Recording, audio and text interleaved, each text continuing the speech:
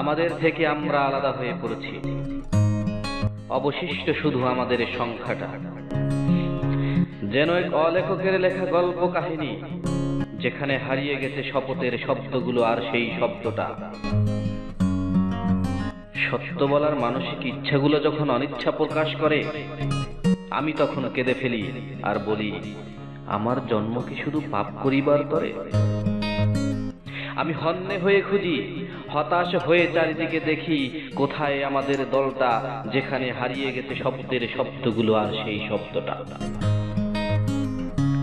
আমরা আমার কাজে ব্যস্ত বলে আজ আমাদের থেকে দূরে পরিণত হয়েছে আমিতে, তাই তো দেখছি না কারো ব্যথায় কাউকে কাঁদতে, শুধু ডাকাডাকি মূল্যহীন সুরে।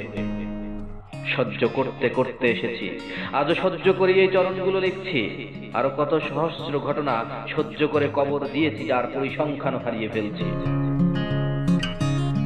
আমি শান্ত হয়ে বসতে পারি না, কানে শুনি চিৎকার, চারিদিকে জুলুম অত্যাচার, সহ্য হয় না আমার, কেঁদে উঠে হৃদয়টা। আমি হন্য হয়ে খুঁজি, কোথায় আমাদের সেই দলটা, যেখানে হারিয়ে গেছে শপথের শব্দগুলো আর সেই শব্দটা।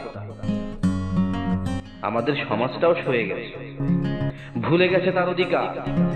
আর কত সমাজ প্রতি পা চেটে চেটে বাড়ায় আপন কারবার। আমরাও সয়ে গেছি, সহ্য করতে শিখেছি, যেন গার ধাক্কাই ছিল পাওনা, শুধুই ছল চাতুরি ঘরে বাইরে সহ সকল আঙিনা।